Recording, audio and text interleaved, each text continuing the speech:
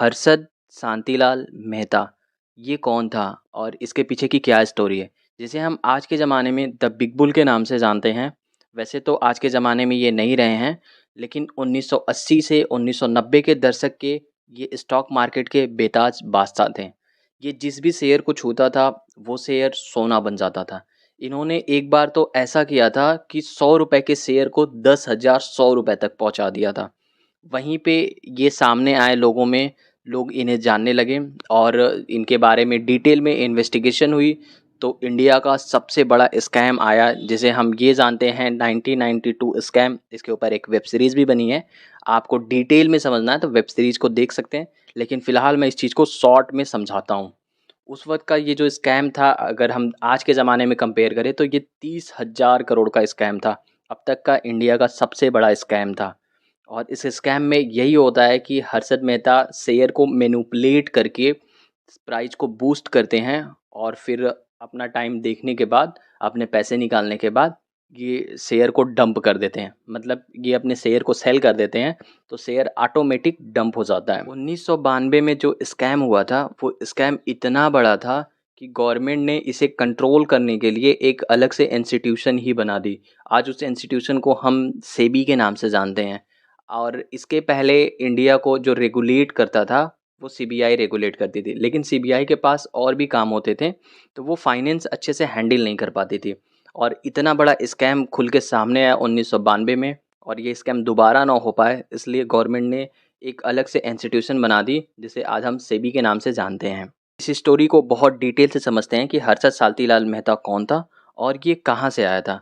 तो ये बात है 1954 की, जब हर्षद मेहता का जन्म हुआ था एक छोटे से बिजनेसमैन परिवार में, जहाँ पे इनके पिताजी एक छोटे से बिजनेस करते थे। और हर्षद की जो बचपन की पढ़ाई हुई थी वो एक छोटे से स्कूल में हुई थी, छत्तीसगढ़ में।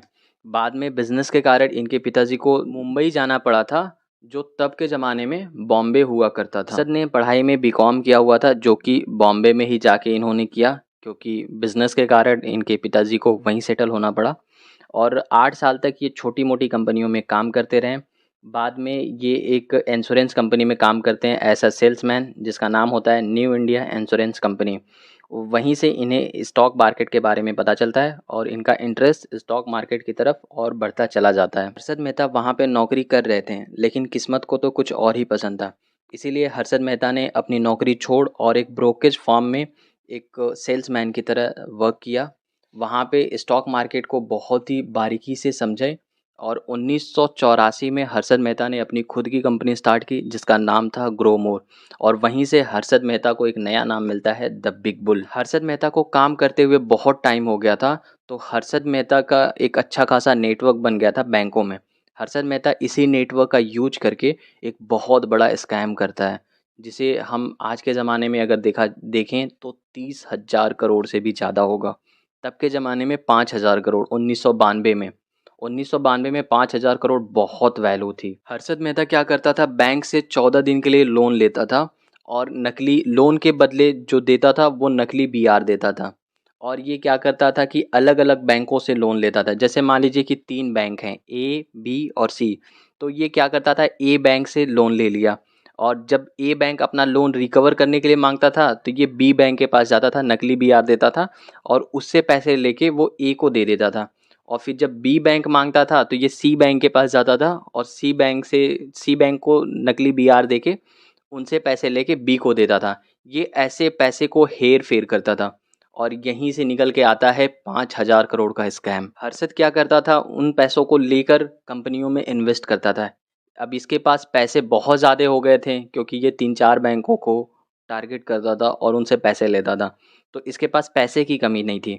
और कभी भी किसी कंपनी में अगर बल्क में स्टॉक बाई करें, अगर किसी बड़े लेवल पे स्टॉक खरीदते हैं तो ये क्या कर तो उसके शेयर की वैल्यू ऑटोमेटिक बढ़ती है। तो ये क्या करता था, छोटी छोटी कंपनियों को टारगेट करता था। छोटी छोटी कंपनियों में ये पैसे इन्वेस्ट करता था और अपने इन्वेस्टर से कराता था। तब तक हर्षद मेहता एक इतना बड़ा नाम बन गया था कि लोग उसके कहने पे पैसे इन्वेस्ट करते थे। और किसी भी शेयर में जब इतना ज़्यादा बाइंग होती है तो शेयर की प्राइस बढ़ जाती है। इसी का फ़ायदा हर्षद मेहता उठाता था। और जब शेयर एक अच्छे खासे वैल्यू पे चली जाती थी तो हर्षद मेहता अपना पैसा निकाल लेता था सबका सब, और फिर शेयर ऑटोमेटिक डाउन हो जाता था।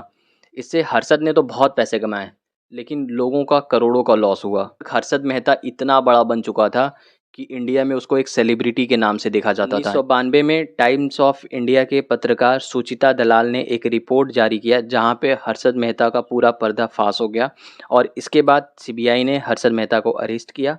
और हर्षद मेहता अरेस्ट होने के बाद ये तक किया, इन्होंने गवर्नमेंट के ऊपर भी इल्ज़ाम लगा दिया। हर्षद मेहता को जेल हो जाती है जब वो स्कैम में पकड़ा जाता है, लेकिन इसके बाद भी हर्षद मेहता नहीं मानता है। हर्षद मेहता के सारे शेयर गिर गए होते हैं, तो हर्षद मेहता अपने शेयर को फिर से उठाने के लिए वो लोगों को पेपर के ज़रिए, आर्टिकल के ज़रिए लोगों को बताता है कि वो किस कंपनी के शेयर बाई करें। हर्षद मेहता की डेथ कैसे होती है?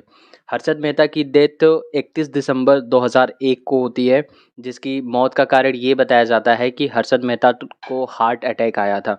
लेकिन इनकी वाइफ का ये कहना है कि इसका मेन कारण वहाँ के पुलिस वाले थे, क्योंकि हर्षद मेहता को जब फर्स्ट अटेम्प्ट आया था तो वहाँ पे इन्होंने लोगों से कंप्लेन किया था, लेकिन वो लोग इन्हें हॉस्पिटल नहीं ले गए। फिर जब सेकेंड टाइम इन्हें हार्ट अटैक आया, बीच में लगभग 4 घंटे का गैप था, वो लोग हॉस्पिटल ले गए। हर्षद मेहता को जब तक हॉस्पिटल ले जाया गया तब तक रास्ते में ही उसकी डेथ हो चुकी थी। लोगों को भी यही लगता है कि हर्षद मेहता के मौत का कारण वहाँ के पुलिस वाले थे। इस तरह हम लोग अपने एक नए बिग बुल को खो दिए। आप स्टॉक मार्केट के बारे में अगर डिटेल में सीखना चाहते हैं तो मैं आप लोगों को फ्री में सिखाता हूँ। आप मेरे चैनल को सब्सक्राइब करिए और प्लेलिस्ट में जाइए जहाँ पे आपको बहुत सारी वीडियो मिल जाएंगी, जहाँ पे आपको एक सिलेबस वाइज सिखाया जाता है 1 बाय 1 करके। आपको अगर बेसिक भी नहीं पता है तो आप बेसिक से एडवांस तक सीख सकते हैं। ये चीज़ें आप लोगों के लिए बिल्कुल भी फ्री है।